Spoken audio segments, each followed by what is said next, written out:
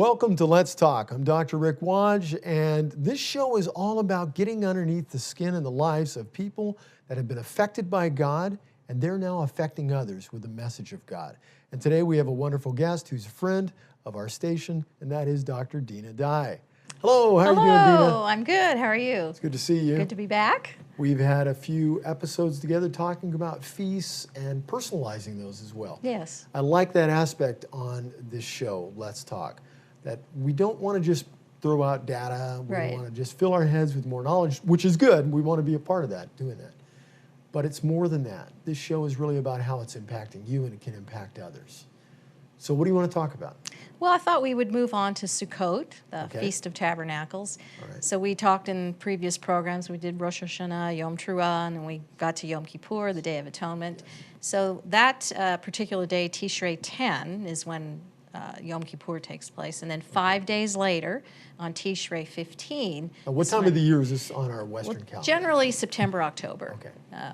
Now, I think next year, 2016, it's really, really late. Sukkot is towards the end of October. So depends where you are in the country, the clothes you want to bring. Okay. I like the California Sukkot.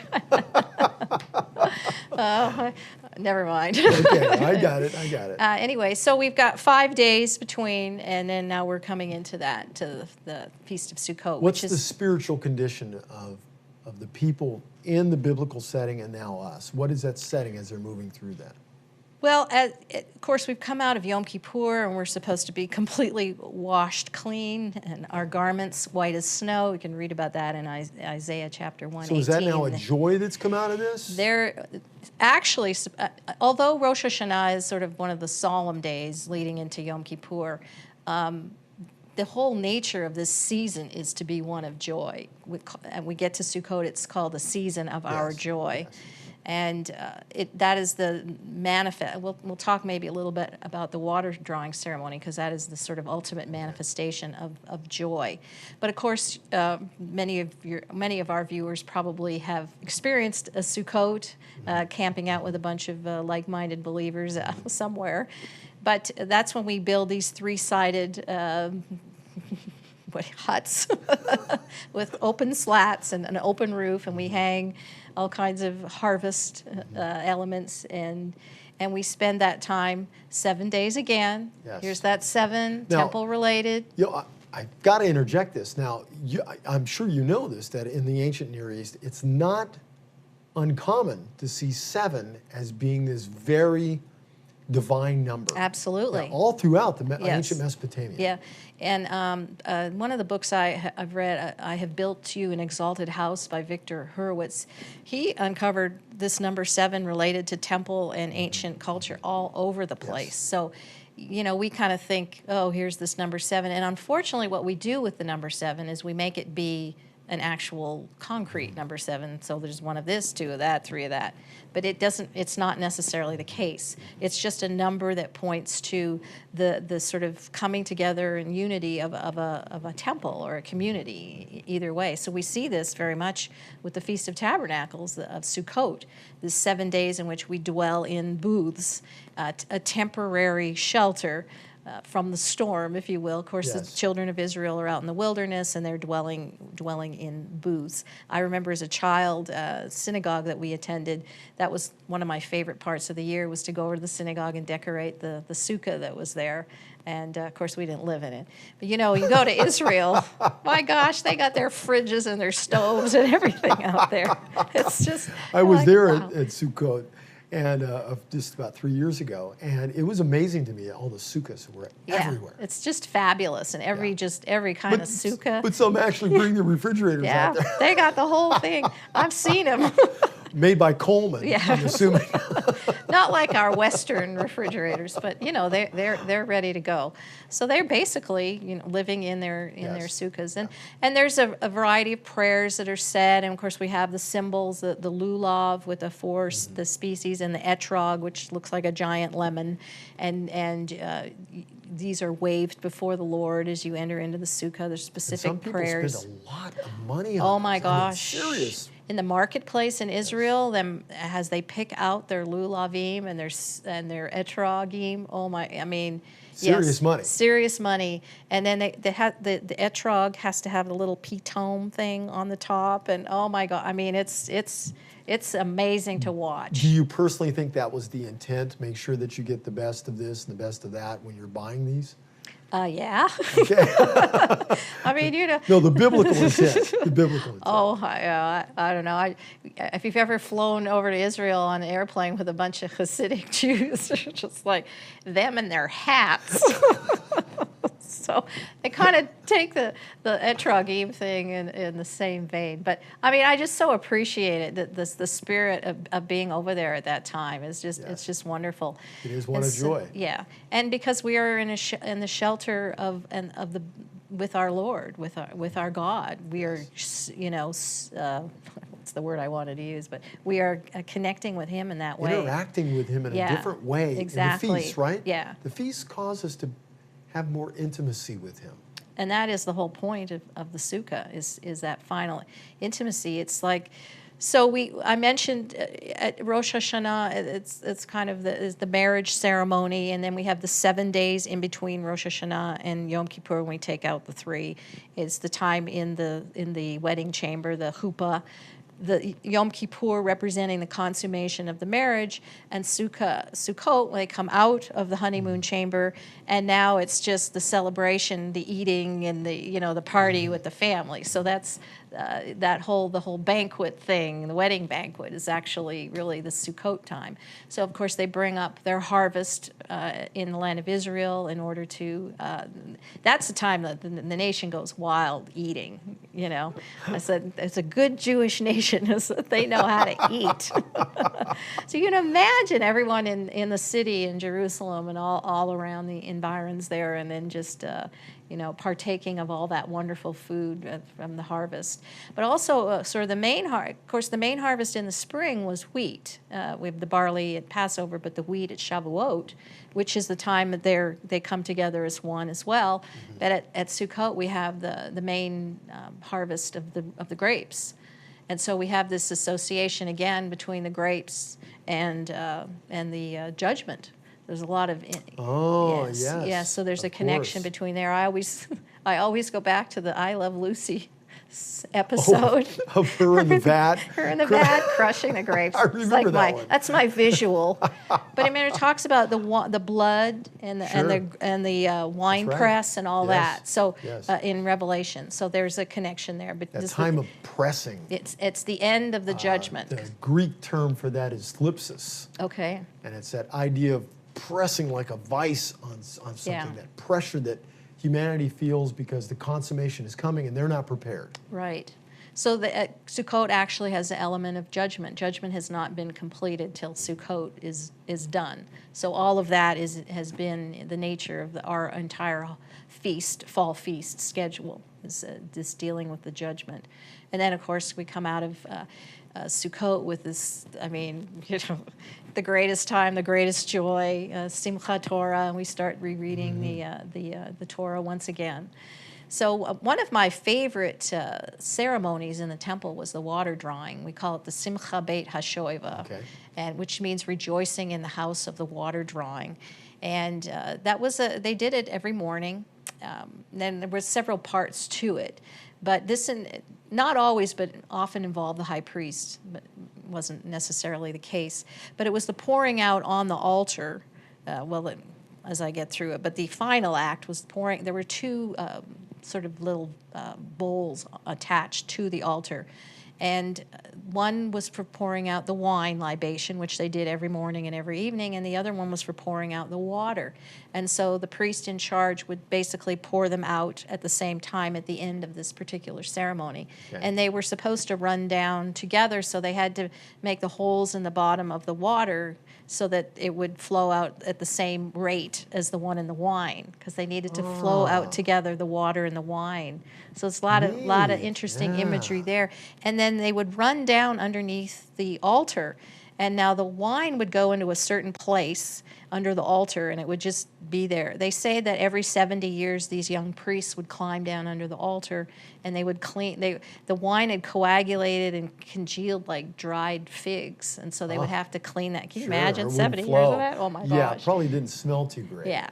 Well, and then the water would flow down through what they called underground shafts called shittim, back to the Gihon and ultimately back to the Gihon Spring, because they saw the Gihon Spring as the place where all life came forth. So we go back to creation. That was creation. It was called the fountain of living water, the Gihon. Really? Isn't that interesting? Yes. So that's our backdrop for Yeshua when he is saying, out of his belly will flow rivers of living water. This is creation, restoral, and renewal, ritual. This is what the ceremony of the water drawing, that was the very language that was being used. So, of course, they would have understood it. You know, we don't even have a clue. But it's this cycle of the water returning back to where it was in the beginning. And that is the water that he provides, the fresh water, and not versus the seas. You know, the seas were in turmoil. Exactly. But this is the fresh water from above that flows down and back to the Gihon where life comes forth. So there was so much imagery in Sukkot. Now, John chapter 7 through 9 is all about Sukkot. I would encourage people to go read that, because that's our context. And there's more about Yeshua and that festival really than about, obviously, Passover. I can't eliminate since that's 12 through 19. But there's just a lot of just the imagery of Yeshua in the temple. Remember, it's all about the temple. Okay, so very practically, how much have we missed, the larger body of Messiah has missed by not associating his life and teachings with the feasts? Probably most of it. Yeah. I maintain, people could argue with me, but I see the book of John as a 3.5-year cycle of festivals. Really, there's a festival in every single chapter in the book of John. Of course, 12 through 19 is the Passover, but the first chapter is the creation and dealing with Rosh Hashanah and a wedding going into the second chapter. So we got the wedding imagery there. Chapter 2 is the Passover. Chapter 3, we have the whole, unless a man be born again, this is all new moon imagery. Chapter 4 talks about 4 more months and then the harvest. So it's taking us from Sukkot back to Shavuot. So chapter 4 is Shavuot. Chapter 5 is, again, Rosh Hashanah. Chapter 6, Passover. Now we go 7 through 9, Sukkot. Take your time, because when I get to writing the Gospel of John, the commentary on that from the Aramaic, I'm going to use all of your notes. So really go into depth. Well, I have a whole series on this, so I'll send you over the teachings. You know, then you say, well, you know, I've always heard that this is what it is, instead of naming your name, and I'll put you in the back. Okay, so that's fine. good. Yeah, okay. But so the book of John, which every pastor, preacher tells you to go read first, is filled with festival imagery, and there's a lot of I find it very interesting, because one of the only festivals that's not in there is Yom Kippur and Purim, because we also have Hanukkah in there. And if you take Yom Kippur, actually in Hebrew is Yom HaKippurim. Yes. And actually it could be translated a day like Purim. It has the same meaning. Really? So those two festivals are not in there, and those two festivals are dealing with the Holy of Holies. Esther is too, but that's for another show. But so those two festivals are dealing with the intimate place in the Holy of Holies, and they're not in the book of John. Any ideas why? Because we're not there. It's Yeshua's first coming. And so the first coming is fulfilled in Passover. His return coming would be the fall feast culminating in Yom Kippur. So that's just my opinion. But it's significant. You notice that if you're studying it from that perspective. And looking for it, then you exactly. really see it. So 7 through 9 is just filled. I mean, it talks about the last day of Sukkot, which is a Hoshana Rabbah, and it's called the Day of the Great Salvation, which is what this whole water drawing ceremony was about, salvation. And of course, Yeshua's name is salvation. That's right. Yes. And as the pilgrims were coming back up from the Siloam pool, the pool of Shiloach, they would go through the water gate and they would sing Isaiah 12:3, therefore with joy shall you draw waters out of the wells of salvation. The wells of Yeshua. Exactly. Right. So all of this is connected, and it's I mean, it's just, to me, I can't. Which I is get interesting excited. because the water that they drew from, that's apparently gave all the Israelites as they were crossing in the wilderness wanderings, was known as the well of Miriam. Correct. And Miriam, of course, is the name of Yeshua's mother. Exactly. There's So, I mean, I could go that's into a whole just- thing on right, the that's- 38 years of the cripple guy and out 38 years in the wilderness. But yes, they believed that the rock, which was the foundation stone on which the Holy of Holies was built, part of that rock actually traveled with them in the wilderness. That's right. Clearly, we can't prove this. But it's a great story. It is, and the rock would come to rest in the tabernacle, in the tent of meeting, and was where the tent of meeting was, and it was the oracle of God. So Moses went into the rock that was part of the rock Yes. on Mount Moriah, and out of that rock would come forth water, which is wisdom. That what I was talking about in the last program. They're related.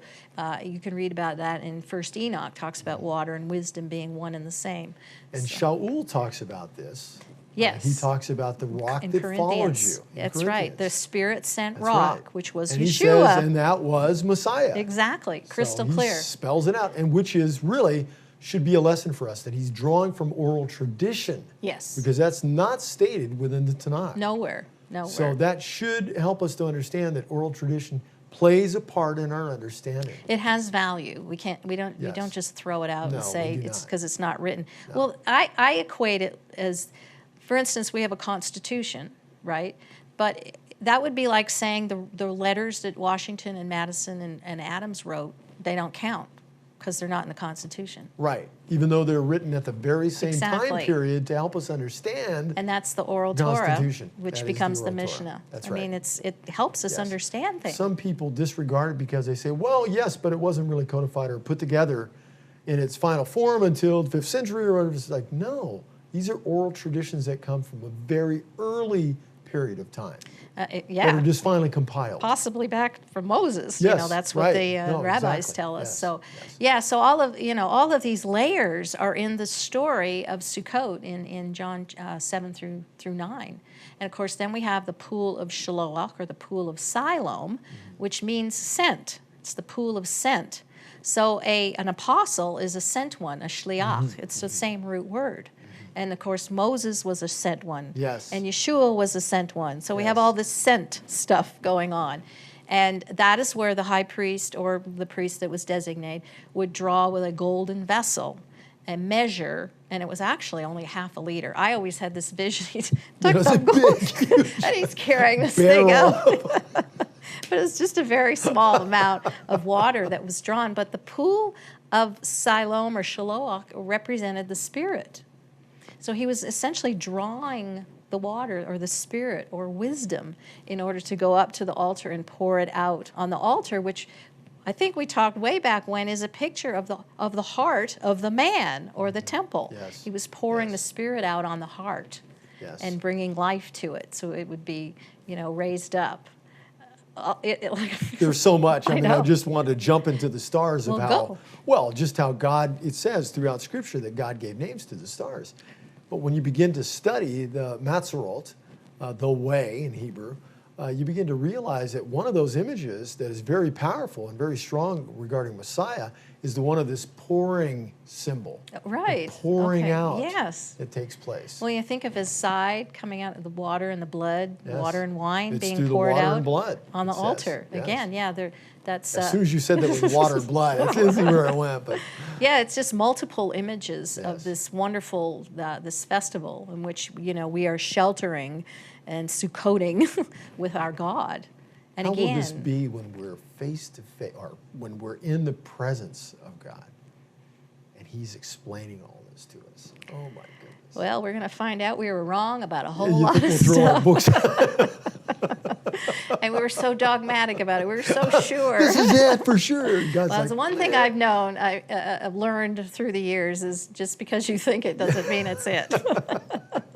And I've had to rearrange my thinking about a lot of things. Yes. But I think the core is Yes. essentially Yeah. there. Yeah. And so the fulfillment, as we've gone through from Rosh Hashanah to Sukkot, is now us tabernacling with our God for eternity. Yes. That's the message we came Yes. out of Yom Kippur. We've entered into Yes. the Holy of Holies, the world outside of Yes. time, and now, of course, we're only doing it temporarily. It's a rehearsal, but we Yes. will tabernacle with our God for all eternity. Yes. So that's, that is that's the greatest Yes. message of joy that you could ever have. Yes. Yeah. So, Yeah, that God is willing to tabernacle with us. yeah, that's even more We're remarkable. more than willing to tabernacle with Him.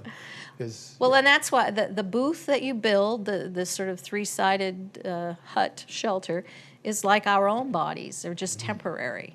And we Yes. adorn our own bodies in the same way we adorn the sukkah. But, the Spirit is operating in us, but certainly not full-time. Right. And we have glimmers and glimpses of that world, but, doesn't stay with us. Any ideas? I want to always try to make this more practical because data is great. And the way you're explaining this is very unique for me. It's very unique. I love it. How can we practically spend more time with God? Is it just the time we spend, or is there something special about the way we spend that time? Well, I think it's both. But if we don't spend time, you can pretty much count on not hearing, knowing, and, receiving. Not just reading commentaries. It's not going to do it. It's not going to do it. I maintain, I don't want to get stuck in a structure. Now, when they no longer had a temple standing, they had their times of offering 9 in the morning, 3 in the afternoon, and that was replaced by the prayers. So now I pray, or if I prayed at 9, my day would be shot. So, Right. my time is 6 to 7, somewhere in there. But that's my tabernacling time with Him. And I embrace the Hebrew Siddur, the prayer book. I follow those prayers, and I don't do everything every day. I just Right, kind of right. let it go because I'd be there for 5 hours, and Yes. that's just not practical. Right. But, and I often miss the afternoon one. I mean, I confess, I try to get it, in the evening. But But you found that structure yes, helps. it's invaluable. Without it, I don't. My sense is, at least if I had a morning where I was totally distracted and wandering off the reservation, and feeling like I accomplished absolutely nothing, I can't measure it by my emotion and my feeling. I just know that I went there, I met with Him, I did my best. Right. It's like I couldn't stay awake for an hour, you know what I'm saying? But He was there, and He heard the cries of my heart and my attempt, and that's important. And clearly, you have to spend the time. You Right. have to spend the time. And in the Hebrew faith or the Jewish religion, there's multiple ways they've structured it so you're with Him. You don't miss out for very and that long. there's certain key elements that are the essential part of that spending time. Yes. Because I'm sure with every viewer that's watching that you have developed your own specific way that seems to work. That structure seems to work for you, so that's fine. But what would those elements be within that structure that would probably be key? Well, I generally, there's a prayer called Matovu where you're just acknowledging that you're entering into His presence. So I kind of like to start with that. But the next bunch of prayers essentially is a section called Pesukei de Zimra, which just means the verses of praise. They also call them the verses of pruning. And they are just, I think, 1 Corinthians 16 through 36. I think that's what it is. Might be wrong. But it's this washing over of recognizing He is sovereign, He is Lord, He has dominion over the heaven and earth and the seas. And it's a time for gratitude and just exploring those kinds of things. And so I like to spend time just reading those verses. Psalm 100 would be one of them. Psalms 145 through 50 we call the Ashrei, Yes. which is actually the same word for the Beatitudes. So That's right. Yeah. So Yes. that's a whole nother Yes. show. But, those Psalms are just singing the praises, recognizing you're in His presence, you're in the temple, worshiping Him in that way. So I kind of go through all this. The Song of the Sea, Exodus 15 is another one. And then it just kind of leads us into the Shema. And there's sort of prayers and benedictions before the Shema and after. But Okay. just declaring, Hear, O Israel, the Lord our God, the Right. Lord is one. And that one has to do back with our Holy of Holies. That's the place of unity, the Holy of Holies. Yes. And from there, we go into prayers we call the Amidah, which are the standing prayers of the 18 benedictions. And they're short little prayers, and those are the prayers I use as a stepping stone to pray for our nation, to pray for individuals who are sick. And there was one that's the prayer for blessings and prosperity. So I pray for ministries that they would prosper, individuals and their family and stuff like that. And then, so that's 18, and then we kind of come out of there, and then we go into actually prayers for repentance called the Taknoon prayers. And those are dealing with the stuff and the repentance. And when we come out of that, I'm good to go. I'm good for today, And I usually do about an hour every morning of that kind of structure, but lots of movement and freedom within the structure. Yes, yes. And that structure there is used in various forms. Yes. I mean, the order may differ a little. Correct. But used by mainstream Protestantism, mainstream monastic Catholicism, Okay. and some of the Eastern groups as well. So it's interesting because these are the main ingredients. Yep, and it comes from Yes. the beginning. Yes. Yeah. Yes, absolutely. We find it in the Lord's Prayer, absolutely, because He's mimicking. Yeah, that's the in a short Amidah prayer. That's Yeah. right. That's Yeah. exactly what it is. Yeah, exactly. So I love this, making it very practical. This is about life, intimacy with the Almighty. Well, and especially, I know people are very concerned about what's going on around them, but you have got to enter into that secret place with Him daily. And like I said, don't judge it by how you're feeling and whether, today Today I was can a take great day because I felt like it was a good day. Exactly. Yeah. That's not how you measure your time with Him. Because there's days it's just a battle, or there's days of tears. Yes. There's all those things. God is the one who measures which are the most productive for us. Heart. That's right. Because it's breaking through the callousness of our own heart and our self-centeredness and individuality. That's right.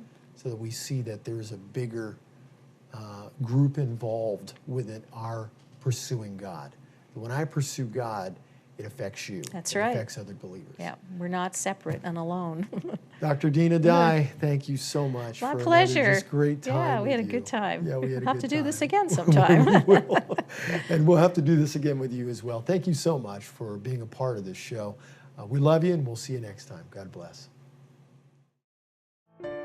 Bible Interact is a group of Bible scholars and biblical archaeologists who promote the Hebraic nature of Scripture and view the two Testaments as one unified message. They explain how they use a first-century approach to searching the Scriptures, and they share their methods and discoveries for discussion and dialogue. They invite your comments and participation on BibleInteract.tv, where you can also find more teachings, self-study quizzes, webinars, and interviews.